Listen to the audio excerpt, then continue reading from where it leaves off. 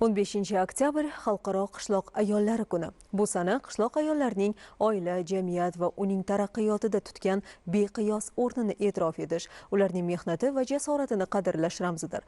Ushbu sana qishloq ayollariga bo'lgan hurmat va minnatdorlik timsoli sifatida mamlakatimizda ham keng nishonlanmoqda. Buxorodan tayyorlangan lavhamiz shu haqda. Davlatimiz rahbarining tashabbusi bilan mamlakatimizda xotin-qizlarning hayotda o'z o'rnini topishi, salohiyatini to'liq namoyon etishi uchun keng yo'l ochilmoqda.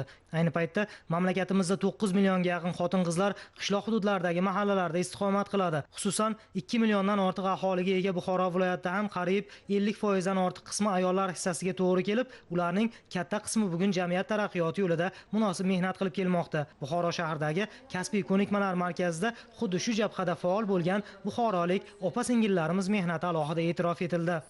Ma'lumot uchun joriy yilda Buxoroda 1866 nafar xotin-qizlar tadbirkor sifatida davlat ro'yxatidan o'tkazilib, tadbirkorlik faoliyatini boshlayotgan 322 nafar ayollarga zarur asbob-uskunalar sotib olishi uchun 2 milliard 883 million so'm miqdorida subsidiyalar ajratildi. Oilaviy tadbirkorlikni rivojlantirish dasturi doirasida xotin-qizlarni moliyalashtirish uchun 23.175 nafar tadbirkorlarga 745 milliard so'm imtiyozli kreditlar berildi. Bu qishloq ayolining imkoniyatlarini yanada kengaytirdi. Mana bugungi kunda prezidentimizni o'zbek ayollariga bo'lgan hurmatlari, e'tiborlari bizni yanada rag'batlantirib kelmoqda.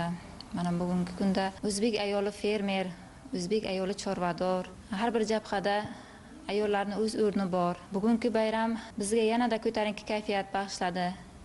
Yanada ishlashimiz uchun, yanada o'z sohamizni rivojlantirishimiz uchun, oldinga intilishimiz uchun ko'tarinki ruhiyat bag'ishlaydi degan umiddamiz.